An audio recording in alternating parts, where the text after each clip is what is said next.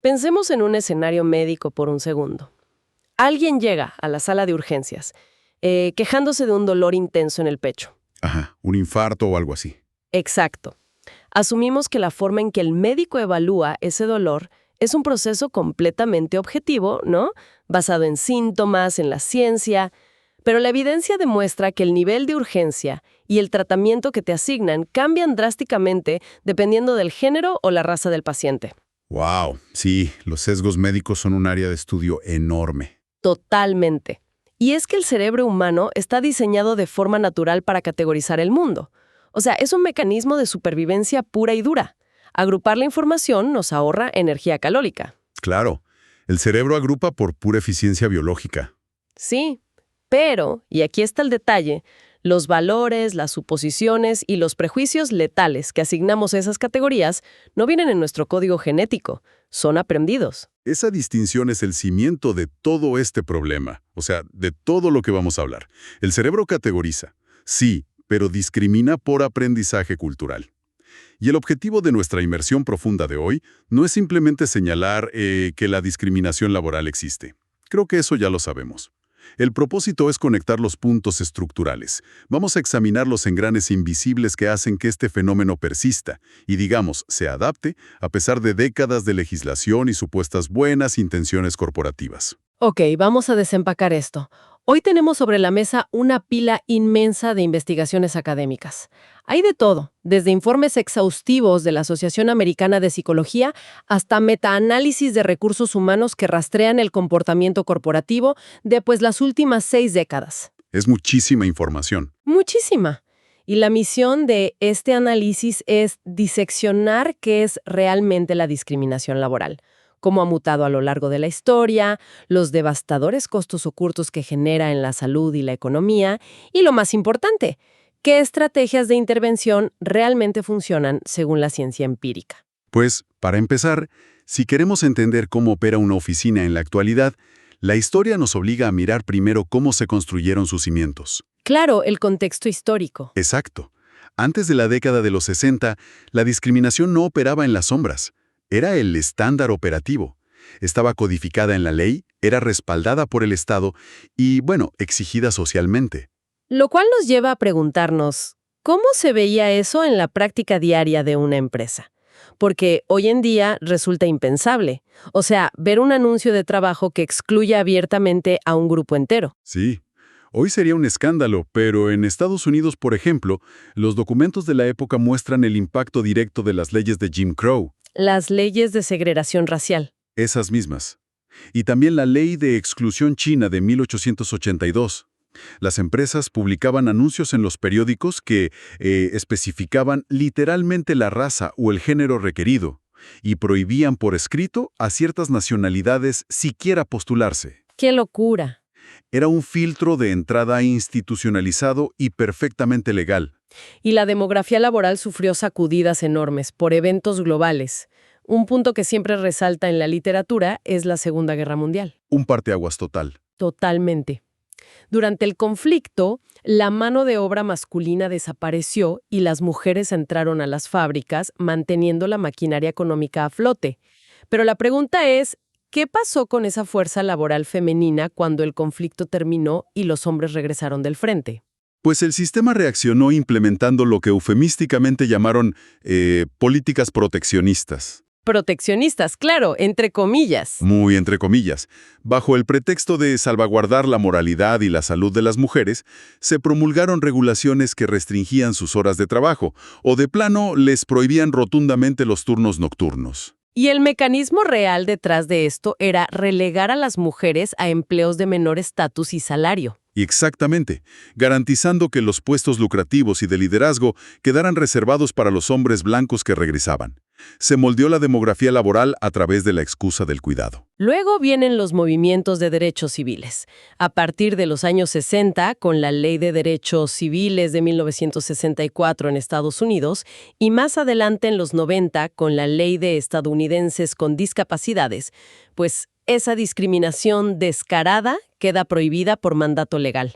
El cartel de no se contratan minorías desaparece de las vitrinas. Exacto. desaparece. Pero el cerebro humano, con todos sus atajos cognitivos, no se reescribió mágicamente en 1964. No, para nada.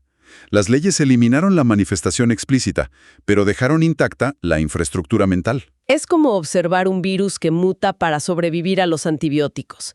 La legislación fue un antibiótico de amplio espectro que destruyó la variante obvia del virus, pero la discriminación simplemente aprendió a esconderse en los rincones del comportamiento corporativo. Esa es una gran analogía. En la literatura académica, a esta nueva cepa resistente se le llama discriminación moderna. ¿Y cómo se ve esa discriminación moderna en el día a día? Es el apretón de manos un poco más frío. Es la falta de contacto visual durante una evaluación de desempeño. La exclusión casual de una cadena de correos donde se toman decisiones clave. O ese tono de voz condescendiente. Cosas súper sutiles. Sí, son comportamientos que rara vez cruzan el umbral de lo procesable legalmente, pero que erosionan constantemente la carrera de una persona. Si el virus sobrevive oculto e indetectable para los departamentos legales, ¿cuál es el mecanismo exacto que usa nuestra mente para seguir operando todos los días? O sea, ¿cómo funciona esto a nivel psicológico? Para responder eso, la psicología cognitiva diferencia entre dos fuerzas muy poderosas: los estereotipos descriptivos y los estereotipos prescriptivos. Explícanos esa diferencia. Lo descriptivo es la etiqueta, es lo que creemos que un grupo es de forma inherente. Por ejemplo, el sesgo cognitivo asume estadísticamente que las mujeres son compasivas, sumisas o protectoras. Ok, eso es lo que asumimos que son. Exacto. Pero lo prescriptivo es la regla implícita, es lo que creemos que deberían ser. Espera, déjame ver si entiendo bien la mecánica de esto. Lo descriptivo es simplemente la caja en la que el cerebro mete a alguien por costumbre. Ajá. Pero lo prescriptivo es el manual de comportamiento asociado a esa caja. ¿Qué ocurre fisiológicamente y socialmente en una oficina cuando alguien rompe esa regla prescriptiva? Bueno, cuando alguien rompe un estereotipo descriptivo, el cerebro simplemente experimenta sorpresa. Es una anomalía de datos. Te llama la atención y ya. Exacto. Pero cuando alguien rompe un estereotipo prescriptivo, el cerebro percibe una amenaza al orden social establecido y genera hostilidad activa. ¡Wow! Si una mujer en una reunión de directivos se muestra competitiva y asertiva, está violando la regla prescriptiva de ser complaciente. El sistema corporativo casi siempre la castiga, etiquetándola de agresiva o difícil de tratar. Penalizándola tanto social como profesionalmente. Así es. Y aquí es donde se pone realmente interesante, porque esa hostilidad no siempre se manifiesta como un insulto directo, a menudo se esconde detrás de cómo medimos el rendimiento. Los estudios sobre la teoría de la atribución son fascinantes en este sentido. Demuestran que la forma en que el cerebro justifica el éxito o el fracaso de un colega cambia dependiendo de quién sea esa persona. La investigación de Terborg e Ilgen detalla este mecanismo de forma impecable. Pensemos en un escenario donde un ejecutivo entrega un reporte trimestral con ganancias récord. Ok, un éxito total. Si es un hombre blanco, los evaluadores, de manera inconsciente, atribuyen ese éxito a un factor interno y estable. O sea, su talento, su brillantez estratégica o su capacidad innata. Es un genio. Exacto. Pero si ese mismo hombre comete un error grave en el siguiente trimestre, la mente de los evaluadores protege su estatus atribuyendo el fracaso a un factor externo y variable. El mercado colapsó, tuvo mala suerte o su equipo no lo apoyó. Pobre, las circunstancias estaban en su contra. Y la tragedia cognitiva es que para las mujeres y los grupos minoritarios, el cerebro invierte la fórmula por completo. Totalmente al revés. Si esa misma presentación exitosa la hace una mujer de una minoría, el sesgo atribuye el triunfo a la suerte o a que estaba en el lugar correcto en el momento adecuado, un factor externo. Sí, le restan el mérito interno. Pero ante el primer error, el fallo se codifica instantáneamente como un factor interno y estable. Le falta capacidad, se ahoga bajo presión o nunca tuvo perfil de liderazgo. Es un techo de cristal construido no con políticas, sino con pura gimnasia mental. Y esa gimnasia mental sirve para proteger lo que los sociólogos llaman reproducción homosocial. ¿Reproducción homosocial? Sí, las cúpulas de poder sienten comodidad y fluidez cognitiva al interactuar con personas que comparten sus mismos códigos culturales, antecedentes y demografía.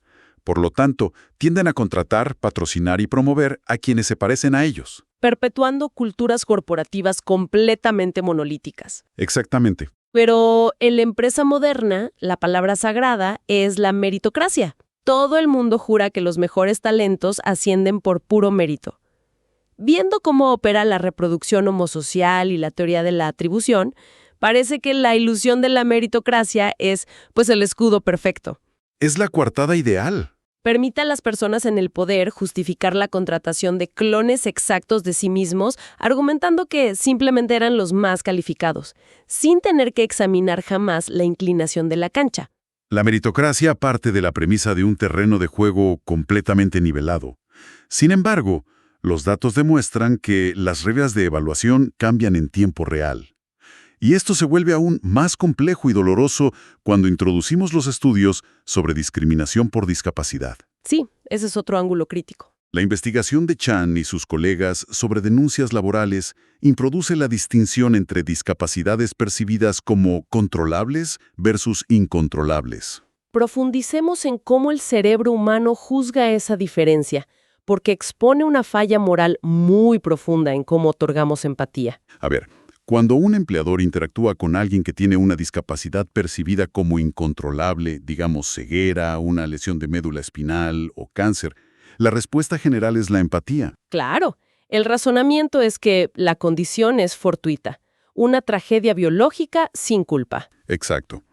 Sin embargo, condiciones como la depresión clínica severa, la esquizofrenia o los trastornos por abuso de sustancias son frecuentemente catalogados por los prejuicios gerenciales como controlables o, peor aún, como fallos de carácter y falta de voluntad. Es una empatía condicionada al juicio moral. Si el evaluador decide que la condición no es tu culpa, te otorga un trato justo. Si el sesgo dicta que es un fallo de carácter, el castigo es implacable.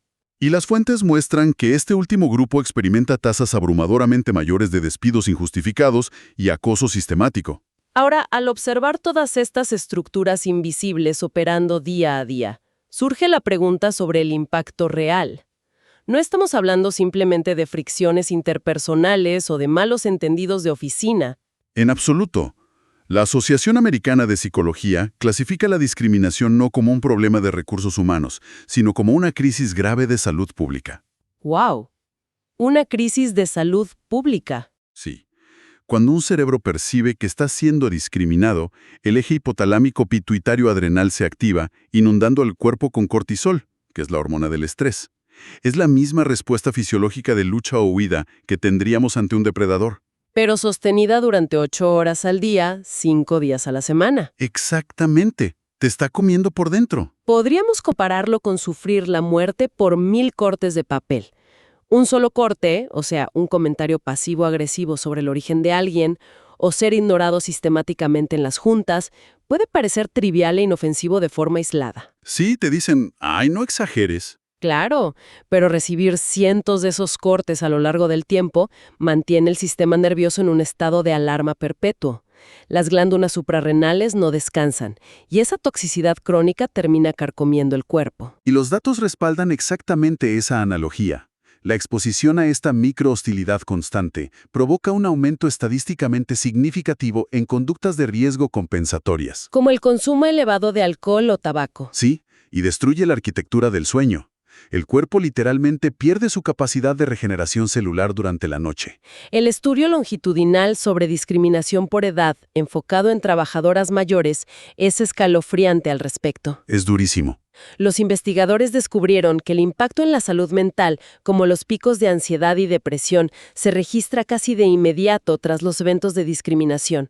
Pero el daño físico profundo opera como una bomba de tiempo. Como un eco en el cuerpo. Sí. Condiciones severas, como limitaciones graves de movilidad funcional y deterioro cardiovascular, aparecen años después de haber reportado los incidentes. El trauma se aloja en el tejido físico. Y si expandimos la lente hacia el impacto macroeconómico, el costo organizacional es ruinoso. Las empresas sangran millones de dólares no solo en litigios, sino en el costo oculto de la rotación de personal. Porque la gente eventualmente se cansa y se va. El talento marginado abandona el entorno tóxico. Además, la literatura revela un efecto dominó sobre el producto final. En las industrias de servicios, los empleados que sufren discriminación sistémica por parte de sus superiores experimentan un agotamiento emocional tan severo que tienden a replicar ese trato frío o negligente con los clientes. Claro, el estrés interno contamina el servicio externo, hundiendo la reputación de la marca. Es un ciclo de toxicidad. Sabiendo que destruye tanto la salud humana como los resultados financieros, uno pensaría que la comunidad científica evalúa y mide este problema con una precisión quirúrgica, ¿no? Pues pensarías eso, pero la realidad es otra. Al adentrarnos en la metodología de las encuestas, descubrimos una fractura profunda. Resulta que los científicos ni siquiera logran un consenso sobre qué lenguaje utilizar para documentar esta epidemia. El estudio de Grollman y Hagiwara aborda esta discrepancia metodológica analizando décadas de conjuntos de datos de encuestas públicas. La divergencia entre disciplinas es radical. A ver, danos un ejemplo. En sociología, los instrumentos de medición son directos. Preguntan explícitamente a los participantes si han sido víctimas de discriminación basada en su raza, género o edad. Usan la palabra discriminación. Sí, Sin embargo, en el campo de la salud pública y la medicina, una gran parte de los investigadores ha reemplazado esa palabra por el término trato injusto. así es. Y la justificación detrás de este suavizado lingüístico es la inmensa carga emocional y cognitiva que conlleva la palabra discriminación.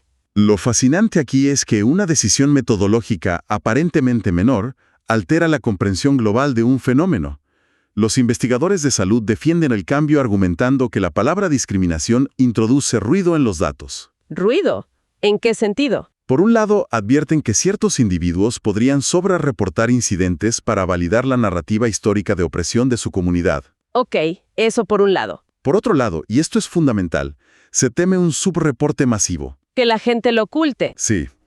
Admitir ante un formulario médico y ante uno mismo que se es víctima de discriminación estructural implica aceptar una vulnerabilidad profunda relacionada con la propia identidad. Es un proceso psicológicamente agotador. Es un mecanismo de autodefensa. O sea, es mucho más fácil para la psique de un empleado decir, mi supervisor es un idiota que me trata injustamente, que procesar la devastadora realidad de, mi supervisor me niega oportunidades vitales específicamente por mi origen étnico. Exacto. La disonancia cognitiva es demasiado fuerte. Lo primero es un problema de actitud del jefe. Lo segundo es un rechazo a la humanidad del empleado. Pero diluir el término en la ciencia conlleva un riesgo metodológico brutal. Si igualamos las encuestas bajo el paraguas genérico de trato injusto, corremos el riesgo de equiparar estadísticamente que alguien se salte la fila en la cafetería con que alguien le nieguen un ascenso durante una década debido a su raza. Es que borrar la palabra es borrar la dinámica de poder. El trato injusto puede ser aleatorio y circunstancial. La discriminación es un trato desfavorable sistemático, anclado en características inmutables y sostenido por jerarquías históricas. Aplanar el lenguaje despoja al acto de su gravedad sistémica. Totalmente de acuerdo. Afortunadamente, aunque medir el problema sea un campo minado semántico, la ciencia empírica sí proporciona evidencia concluyente sobre las estrategias de intervención. O sea, ¿cuáles son los mecanismos que la investigación ha demostrado que realmente desarman estos sesgos dentro de una empresa? Bueno, el metaanálisis de Treffers y sus colegas de 2024 revisó cientos de experimentos organizacionales. El hallazgo más contundente y a menudo el más incómodo para los departamentos de recursos humanos es que los programas tradicionales de capacitación obligatoria en diversidad, ¿Esos seminarios de 2 horas a los que te obligan a ir por cumplimiento? esos mismos, no solo fallan rutinariamente, sino que con frecuencia exacerban el problema al generar resentimiento y activar posturas defensivas. Porque su objetivo es intentar purificar los sentimientos de los empleados por la fuerza, lo cual genera resistencia instantánea. A nadie le gusta que le digan cómo sentir. Exactamente. En contraste, el estudio agrupa las intervenciones que sí funcionan en categorías muy específicas. Construcción de similitudes, informativas, de exposición y las más poderosas, las estructurales. Cuéntanos sobre las de exposición. Las intervenciones de exposición han demostrado ser efectivas al utilizar simulaciones inmersivas o ejercicios de toma de perspectiva que colocan a los miembros del grupo mayoritario en la carga cognitiva de la minoría, forzando una empatía genuina. Entiendo. Las informativas buscan saturar el entorno con narrativas y casos de éxito que contradicen directamente los estereotipos prescriptivos. Pero la verdadera revolución ocurre cuando abordamos las intervenciones estructurales en procesos clave como la contratación y la promoción. Y aquí resalta una herramienta cognitiva fascinante llamada recuerdo libre estructurado. O Structured Free Recall en la literatura en inglés. ¿Cómo funciona eso en la práctica? Si conectamos esto con el panorama general de cómo funciona el cerebro, recordaremos que los evaluadores confían en atajos mentales. Al evaluar a un candidato de un grupo marginado, la amígdala y los sistemas de pensamiento rápido resaltan inmediatamente los supuestos defectos o riesgos, confirmando el sesgo inconsciente. El cerebro busca confirmar lo que ya creía. ¿Sí? Pero el recuerdo libre estructurado bloquea este proceso. Obliga metodológicamente al evaluador a escribir, por ejemplo, 3 competencias altamente positivas de un candidato antes de permitirle formular cualquier crítica o tomar una decisión final. Es un mecanismo que interrumpe la inercia mental. Al obligar al evaluador a detenerse, buscar datos positivos y articularlos, se fuerza al cerebro a abandonar el pensamiento rápido y perezoso. Lo obligas a usar otra parte del cerebro. Exacto, activando la corteza prefrontal, que es el centro del análisis deliberado y racional. El terreno de juego se nivela porque obligas a la mente a procesar la información que el sesgo quería descartar. Y a esto se suma la estandarización absoluta de los procesos documentales, desde eliminar nombres y datos demográficos en las fases iniciales de los currículums, hasta usar rúbricas de puntuación rígidamente idénticas para todos. Esto plantea una pregunta importante sobre la filosofía del cambio organizacional. Estandarizar documentos y forzar procesos cognitivos significa quitarle la discrecionalidad a los individuos. Es transferir el poder de decisión de las mentes vulnerables a los sesgos, hacia sistemas diseñados para ser ciegos a ellos. Si reducimos la zona gris donde se toman las famosas decisiones viscerales, asfixiamos el hábitat natural de la discriminación moderna. Entonces, ¿qué significa todo esto?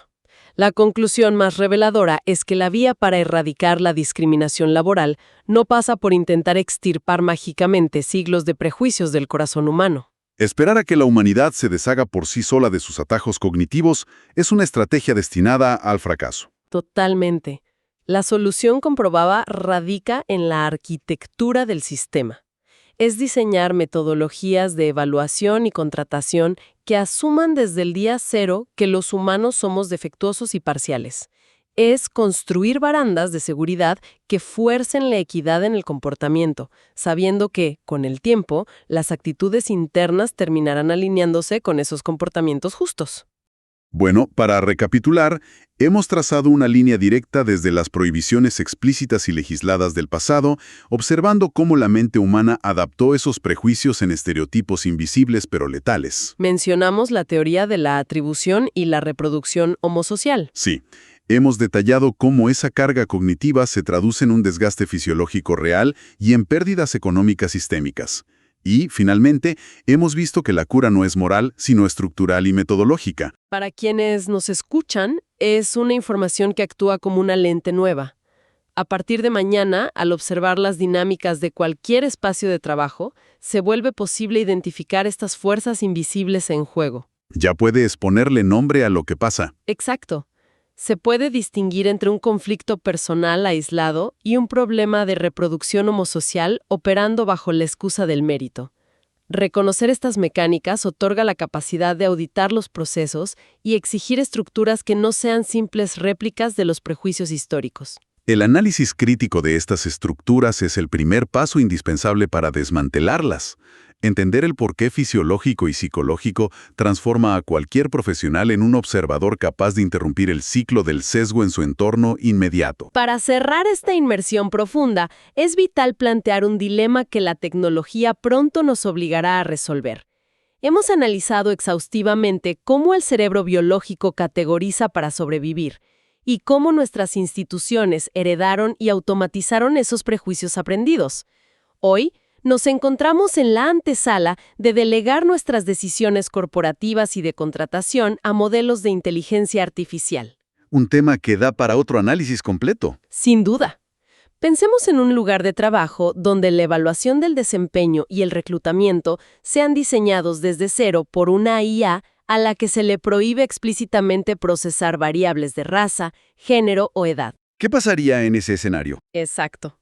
Se lograría por fin la utopía de una meritocracia pura, liberado de la biología defectuosa.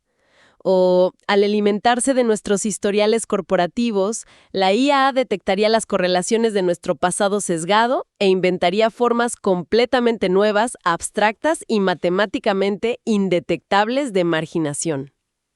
El sistema, ya sea humano o de silicio, siempre buscará categorizar. La verdadera batalla siempre será definir qué valores rigen esas categorías. Un pensamiento para llevarse y reflexionar.